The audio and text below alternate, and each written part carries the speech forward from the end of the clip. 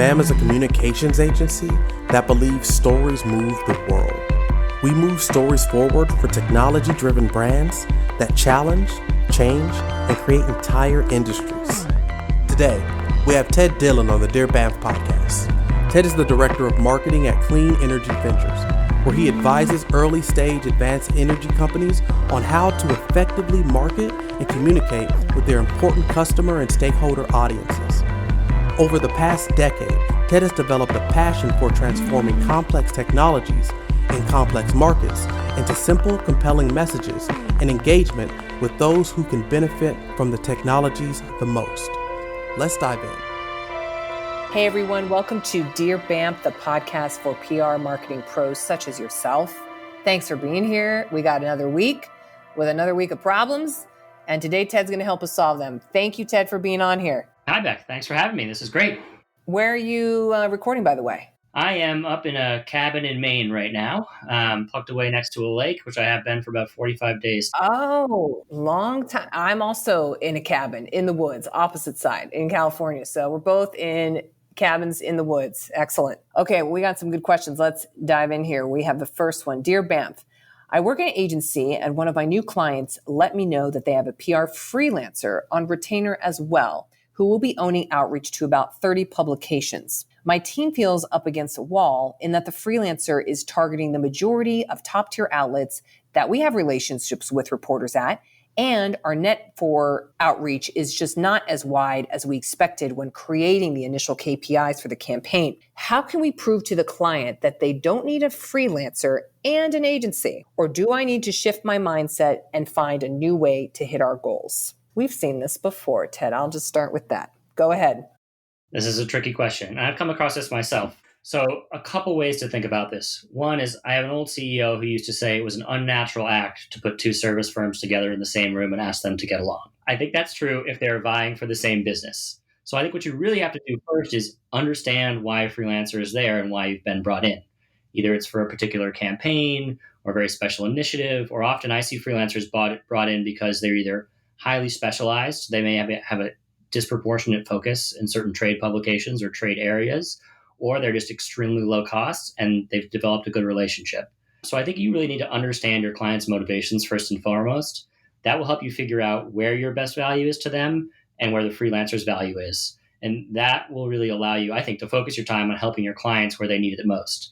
I mean, at the end of the day, you want to provide client value and you need to understand what's the unique value that this freelancer is bringing versus what you are bringing. I also think that clear guidelines and division of labor is really important. Mm-hmm. As someone now who spends time managing agencies and relationships with a lot of the portfolio companies that our firm invests in, I think it's really important to acknowledge the KPIs for both sides of the table so that they're aware of where responsibilities lie. Ask what expectations there are of a freelancer and drive for that transparency. Calling that out creates much stronger work. I have a creative director who used to say great work comes from understanding. And while I think he was referencing in creative, I think that certainly applies here too. You're all teammates at the end of the day, but you got to find a way to work together. But let's do that with the appropriate level of responsibility that allows you to prove where you're being successful and disassociate the work you're doing from the work someone else is responsible for. Mm-hmm. Interesting in this question, the writer said, how can we prove to the client that they don't need a freelancer? So that already strikes me as defensive and almost even combative. I don't know the context here, so I don't get from this writer that they have the full context. What, again, is the freelancer been here for 5+ years now? Are they a friend of the founder? So they're never going to go away? Do they have that specialization that only they have? What is the landscape? So even before coming in and, oh my gosh, let's convince them. They got to give that budget to us. It'd be like, no. Again, context is key. You don't know the whole lay of the land. You need to get that. And I'd even suggest too, that in order to extend a bit of the olive leaf at least, and to not look in any way combative, you want to look cooperative, talk to the freelancer. Say, oh, great. Oh, you have a freelancer? Great. Would love to chat with that person. Let's get on the phone. What are they working on? What is that context? Let me understand. You might get some really interesting tidbits from that person. They might say, oh my gosh, I'm so excited you guys are here because I'm at my wit's end. I can't continue, or I'm transitioning off, or we just saw this recently. I'm trying to get a job full time there. That's really my goal. And that's what we've been talking about. I mean, all the context here is so critical. And then you could put the pieces together with the client. Okay, what's their context? Why are they bringing on this? Were they preparing to hire someone in-house? Are they preparing actually to move this person along? We don't know. So context, I think, here is so needed. And you can slow your roll.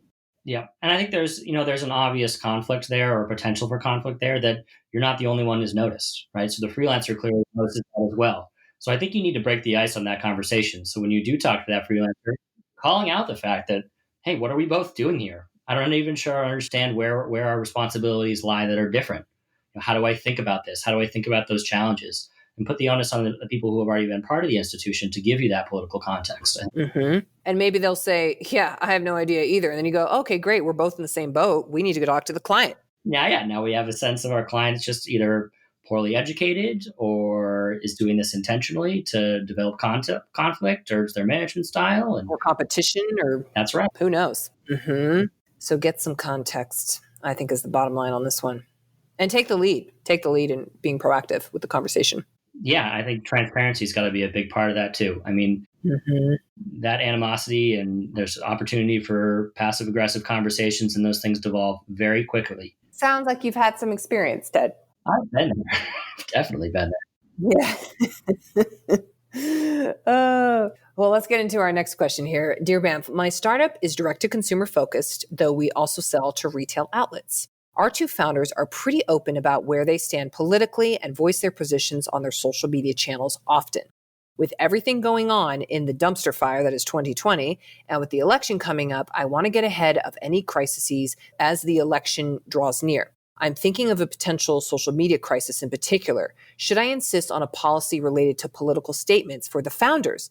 As the head of comms, I think some kind of protocol should be in place, like we have for our employees, but I'm curious to hear your thoughts.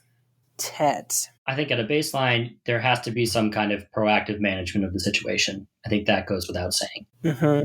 If you're not on top of these things and don't have a plan in place, there's just no way that you can react effectively. Beyond that, I think it's important to understand the motivations and the context in which your founders are regularly communicating, right? They could be having those communications and clearly acknowledge that they're their own perspectives and they're not associated with the organization. And we can set up a plan to distance them appropriately online. Mm-hmm. At the same time, they could be saying, no, we see this as a strategic advantage. And actually, the louder we are, the more our important target audiences will respond in kind by doing work with our business. Mm-hmm. And then while I think employees have social media policies that they need to abide by, it's often tricky to try and put those types of policies on a founder, which I hear coming from this question, right? So one might be to call it a campaign, right? Look at what Ben & Jerry's has been doing recently. They've been using their founders to be very outspoken in the marketplace. It's been a huge boon for them. It's been a great opportunity. Not only have they brought an important message to market and given it attention, but they've then associated that in some degree with ice cream. Mm. And at the same time, I would say, as many people think, oh my gosh, they've totally killed it. They've associated with ice cream and it's doing so well. Of course, they've isolated other potential consumers or even their current consumers. So there is, of course, the risk of that. I like how you honed in, Ted, to, yeah, there already is a protocol in place.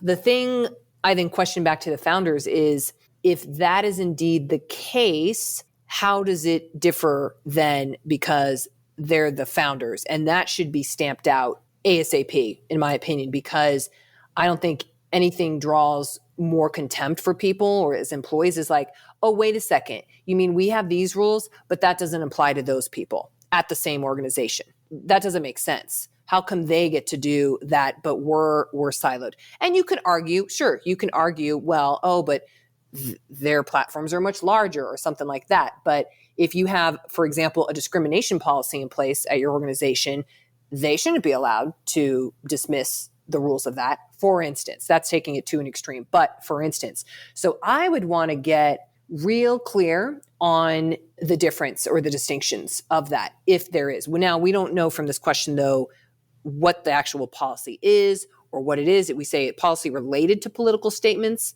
but I would want to get that sifted out so that, okay, we're all going to agree that it is okay for our employees, or therefore it is okay for our founders to align themselves in this way, that way, or another. And then secondly to that, if that's all okay and everyone can do that, here's the strategy for that, if that's going to be something similar to what we want to do with Ben and Jerry's? Is that going to actually be a strategy, or do we want to see that as a potential negative? It sounds like it's coming as a potential negative here, although we don't, again, have all the full context. But is it going to be a strategic benefit? Great. How do we handle that? If not, if it's more of a threatening perspective that they really go off the handle or get into tweet wars or something like that, okay, how do we mitigate then that risk? And then how would we do the same thing for any of our employees who may get into a similar tussle online or come out with statements where we're like, whoa, okay, that's not okay. Yeah, I think your founders are spokespeople for the organization, right? So any founder, spokespeople for the organization should have additional training beyond what the employees receive. Absolutely.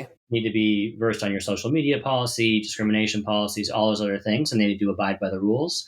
But those within marketing and communications and those who are public spokespersons should be getting a clear understanding of the strategies we're trying to employ, how they can add firepower to that with their own social media channels, what is and isn't appropriate. And that's why I say to call it out as a distinct campaign, because you can create a persona and a connection between your founders and your organization, and you can manage that on a much more active basis than you're able to possibly do with every employee. Oh gosh, yeah, that's true. So I think bringing those pieces together also creates the context and creates the understanding so that their founders understand the repercussions of their actions on platforms like social media. Mm-hmm. Let's go to our next question, Ted. Dear BAMf, my clients' main competitors are consistently in their target trade press outlets, and it frustrates me and my client to no end. With that said, the competitor in particular that has been steadily building its profile in the press for several years, and my client is just dripping to get their toes into PR now, or dip their toes into PR now. I know it's going to take some time to increase my client's market share and close the gap. How do I let the client know this without it sounding like an excuse? That's the pushbacks I've had before. I want to take extreme ownership, but in this case, we're starting at square one and things aren't moving fast enough for our client from their perspective. Oh, we've seen this a lot of times, Ted. Yeah. I mean, a lot of clients really don't know what it takes to get coverage in a publication, right? They just don't have the sense of awareness. They are consumers of information. They read it. They don't understand the amount of effort and time it takes to get into those publications. So I think there are a couple of different strategies you can employ here. One, you could benchmark that competitor and use it to your benefit. That's true. And that set a plan to try and achieve and exceed the level of coverage they're getting. But when setting that plan, you have to be flexible with the resources and the time it's going to take to do so.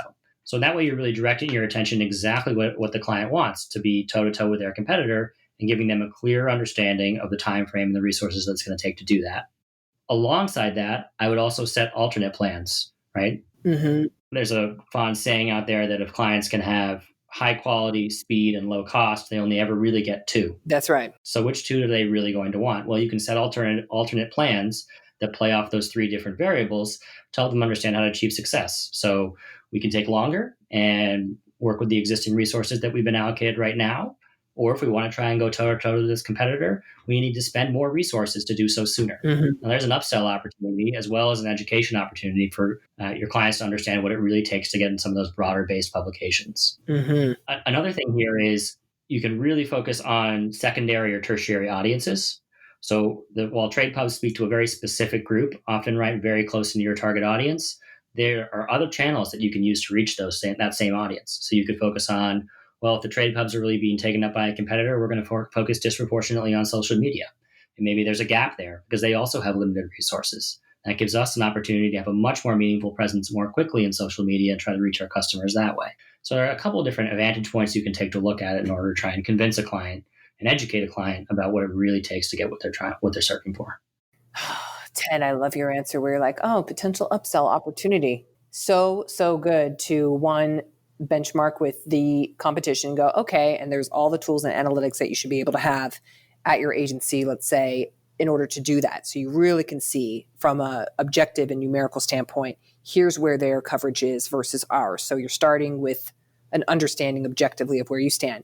But secondly, to your point, Ted, it's like, okay, great. The education component to this, what is it going to take? If they have a comms team of 10 people, let's say, and you're one, okay, that's a human resource issue. Is it that they have analyst relationships that are you pay to play that you might not even, or that you might be able to see, but that's clearly evident, and that's something you need to catch up to? Is there content that is just mind blowing and they've got 3 or 4, however many people on the content side? What is it? Where are the gaps? What can you figure out so that you have even a chance to compete against it? This is such a classic case, I have to say, because just like what you're saying, Ted, they're just consumers, typically the founders. They're just seeing, and then they get all riled up because they see the competition. They're like, why are we in that? Why are we in it? It's like, well, one, that probably took a lot of work, so it didn't just randomly happen. But two, once you get the momentum of media going, a lot of times media will follow media and go back to the same people to get the industry perspective. So you have that thing to catch up to too. So if you're not even in the field and there's media that don't even know that you are a resource to go to, you're going to have to catch up to that momentum or that flywheel of just being on the radar as someone who is a knowledge source or a resource at all for media. So there's that component to it too, and that takes time. Yeah, I mean, building on that too, I was having a conversation last week on a topic very close to this. And one of the things we said was, all right, well, we're coming up with this announcement. We have this very close competitor to this portfolio company that we're supporting. Let's find out where they got all their meaningful coverage for this similar benchmark. And then let's go exactly to those same writers and say, hey, you covered these guys. Here's a foil to that. Or here's some other people coming along. As long as you can compellingly differentiate yourself, that your competitors actually created a short list for you for who you want to reach out to. Mm-hmm. Good luck to this writer. Yes. You're not alone in this situation. That is for sure. Okay, last question for today. We have, Dear BAMf, I work with a startup without much media coverage to date. The founder is set on securing top-tier coverage and has an overall feeling of, why wouldn't they be dying to cover our company? Oh, this is so similar to the last question. How can I manage his expectations and help him to understand the value of trade media as a way to ladder up to mainstream coverage? Have you seen this before, Ted? I don't think I've had a client where I haven't heard, why don't we just take out a full page in the Wall Street Journal and be done with it? Mm-hmm. If you're not educated about marketing and communications, that's how a lot of the world thinks. Mm-hmm. Say, oh, that's a publication I read. So if we just take out a full page there, everyone will see it and the job will be done. And first answer is A, that's wildly inefficient use of capital. And B, that's still not going to move the needle. I mean, one of the things I really like about this question is targeting trade publications, because I think it all starts with audience, right? If you want to develop traction, you really have to start with who's going to be your closest evangelist first, that real beachhead. And trade publications are a great way to do that. Right. So if you're in the clean tech space, you should be starting getting your muscle memory, starting talking to media, starting to develop little bits of coverage in clean energy publications where the writers are very focused on your niche, where they understand the technologies, so you can have a more fruitful, more detail-oriented conversation and garner a lot more coverage. Only with that foundation are you going to have better trained founders and spokespeople. Are you going to have, I think, the book of past exposure and past pickup that's going to allow a larger publication to build some awareness of who you are and why you're relevant. I mean, I really think you have to start with your audience, start with the publications that matter to them most, and then expand. One good way to set that expectation too is to tell that exact story to your client, that we could go out and get coverage on page 15 of the New York Times. If there's still a page 15, I haven't read a print paper in forever, and tell them, I can't tell you how many people are going to read that and how few potentially are actual customers. And then, in fact, there are dedicated trade publications that are cut, and newsletters, for that fact, that our target audiences would never miss reading cover to cover. Very true. Mm-hmm. I feel so bad for trade pubs sometimes because they're just not seen as sexy as the New York Times and the Wall Street Journals and the CNBCs and Bloombergs of the world. I cannot even recall the last time I was on a call with the startup founder who said, you know what I really want to get? I want to get in the trades. No, they never start with that. Never, ever. But to this person, it's yes, to make that footprint and to build on that can be so essential. I would actually try the tactic and approach, especially if you have evidence of this. That's your other key thing here. We have lots that we can always point to. So we got data we got proof to back ourselves up here. But hey, founder, or hey, client, great. Oh, those are wonderful outlets. Yes, we could definitely get in those at some point.